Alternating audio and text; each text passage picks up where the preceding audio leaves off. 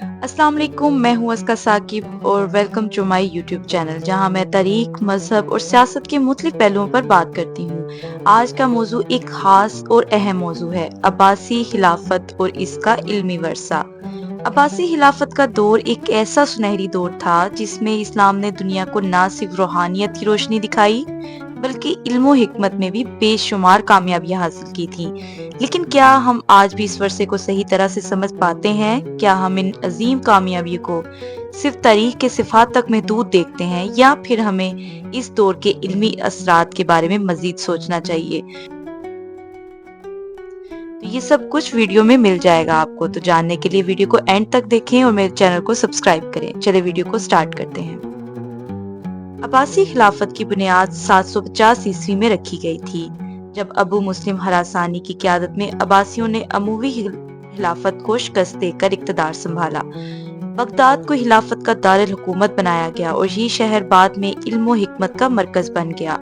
अब्बासी खिलाफत का इल्मी दौर उस वक्त की इस्लामी दुनिया का सुनहरी दौर था। अब्बासी हुक्मरानों ने इल्म की तरवीज के लिए बेशुमार इक़दामात किए, बगदाद में दारुल हुकूमत का क़याम अमल में लाया, जहां दुनिया के मुख्तलिफ हिस्सों से उलमा और मुफक्किरीन आकर तहकीक और तर्जुमा का काम करते थे। यूनानी, फारसी और हिंदुस्तानी उलूम को अरबी जुबान में तर्जुमा किया गया। इब्न सीना, अल-फाराबी, अल-कंदी और अल-राज़ी जैसे अजीम मुफक्किरीन ने इस दौर में अपनी तहकीक पेश की। लेकिन सवाल ये है कि क्या ये इल्मी तरक्की सिर्फ खिलाफत के हुक्मरानों की सही का नतीजा था या फिर इस दौर में पूरे माशरती और सियासी निजाम का असर भी था? अब्बासी खिलाफत के इल्मी वर्से की अहमियत को समझने के लिए कुछ दिलचस्प हकायक पर नजर डालते हैं, जैसे कि तर्जुमा का अमल। अब्बासियों ने यूनानी फलसफा, तिब और साइंस को अरबी में तर्जुमा किया, जिससे न सिर्फ इस्लामी दुनिया बल्कि पूरे यूरोप में साइंसी तरक्की की राहें खुल गई। फलसफा और तिब। इब्न सीना की किताबुल शिफा और कानूनुल फिल तिब को मगरबी में 12वीं सदी तक तदरीस का जरिया बनाया गया। रियाजी और फल्कियात। अल-फराबी ने रियाजी और फल्कियात के अहम मसाइल पर तहकीक की और इसकी कामयाबियां बाद में यूरोप के साइंसी इनकलाब में नजर आईं। इसी तरह बगदाद का दारुल हुकूमत इल्म का मरकज बन गया था, जहां पर हजारों किताबी दस्तावेजात और तहकीकाती मवाद मौजूद था। यहाँ से हजारों तहकीकाती कागजात और किताबें मुख्तलिफ ज़बानों में तर्जुमा होकर दुनिया भर में फैल गईं। लेकिन ये सवाल हमें आज भी परेशान करता है कि क्या हमने इस इल्मी वर्से को समझा? आज के दौर में जब हम इल्म की बात करते हैं, क्या हम इस दौर की तरह तहकीक और फलसफे में इतनी दिलचस्पी रखते हैं? क्या हमारे तालीमी इदारे इस दौर के इल्मी वर्से की रहनुमाई से इस्तेफादा कर रहे हैं? आज के दौर में जब हम दुनिया भर में साइंसी, फलसफियाना और अदबी तरक्की की बात करते हैं, तो हमें एक नजर अब्बासी खिलाफत के दौर पर डालनी चाहिए।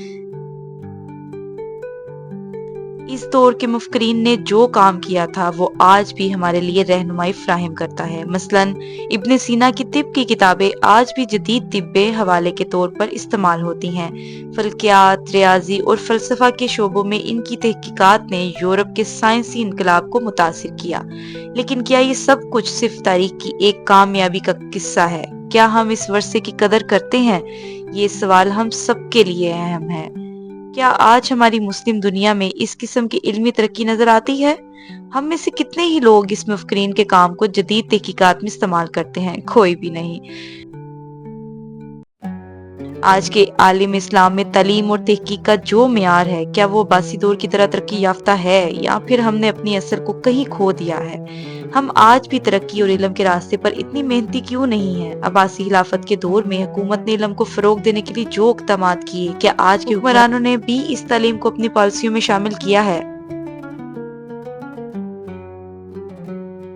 अब्बासी खिलाफत के दौर में कई दिलचस्प और रबतनाक कहानियां और वाक़यात हुए जो न सिर्फ तारीख का हिस्सा हैं बल्कि इनमें से कुछ कहानियां आज भी हमें सबक देती हैं। तो हुआ कुछ यूं कि एक दिन अब्बासी खलीफा हारून और रशीद अपने दरबार में बैठा था और इसका दरबार दुनिया भर से आने वाले उलमा और दानिश्वरों से भरा हुआ था। एक दिन इमामुल शाफी दरबार में आए और खलीफा हारून रशीद के सामने खड़े हो गए। हारून रशीद ने इमामुल शाफी से पूछा, تمہارے علم کا کیا حال ہے؟ امام الشافی نے جواب دیا، میرے علم کا حال اس کتاب کی طرح ہے جو میں نے ابھی تک مکمل نہیں کی، اور میں ہمیشہ اس پر مزید تحقیق کرنے کی کوشش کرتا رہوں گا۔ ہارون رشید یہ سن کر بہت متاثر ہوا اور امام الشافی سے کہا، تمہارا علم بے شک بہت بلند ہے، لیکن اس علم کو زمین کی حدود سے باہر تک پہنچانے کے لیے تمہیں کس کی مدد کی ضرورت ہے؟ امام الشافی نے جواب دیا، میرے علم کی اصل طاقت خدا کی رضا میں ہے، اور اگر میں اس علم کو پھیلانے کے لیے لوگوں کی مدد چاہوں تو یہ علم سچائی کے ساتھ قائم نہیں رہ سکے گا۔ اس کے بعد ہارون الرشید نے امام الشافی کو اپنی سلطنت کے تمام وسائل فراہم کرنے کی پیشکش کی، لیکن امام الشافی نے انکار کر دیا اور کہا، علم کو پیسے اور طاقت کے ذریعے پھیلانے کی کوشش نہیں کرنی چاہیے، بلکہ اس علم کی سچائی اور اس کی اشاعت کے لیے صحیح راستہ اختیار کرنا چاہیے۔ یہ کہانی ہمیں یہ سکھاتی ہے کہ علم کا اصل مقصد انسانیت کی خدمت اور سچائی کی تلاش ہوتا ہے، نہ کہ دولت یا طاقت کا حصول۔ امام الشافی کی یہ حکمت آج بھی ہم سب کے لیے ایک سبق ہے، اور علم کا حقیقی مقصد معاشرتی بھلائی اور فلاح ہے، نہ کہ ذاتی فائدہ۔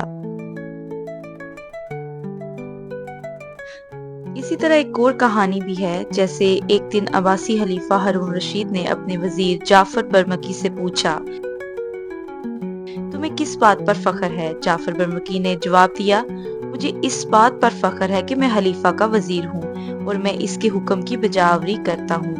ہارون رشید نے مسکرا کر کہا، اس کا مطلب ہے کہ تمہارا فخر تمہاری طاقت اور مقام پر ہے، لیکن تمہیں اپنے علم اور عہدے پر فخر ہونا چاہیے کہ تم نے انصاف کو قائم رکھا۔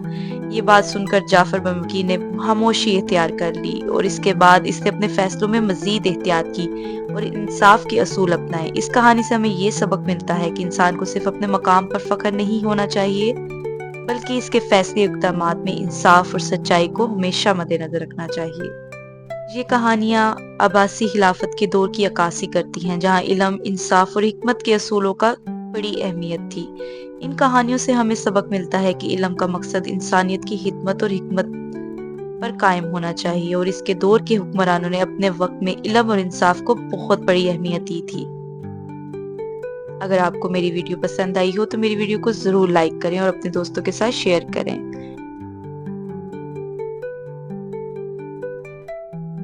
اور میرے چینل کو سبسکرائب کرنا نہ بھولیں۔ Thank you for watching. ملتے ہیں اگلی ویڈیو میں، تب تک کے لیے اللہ حافظ۔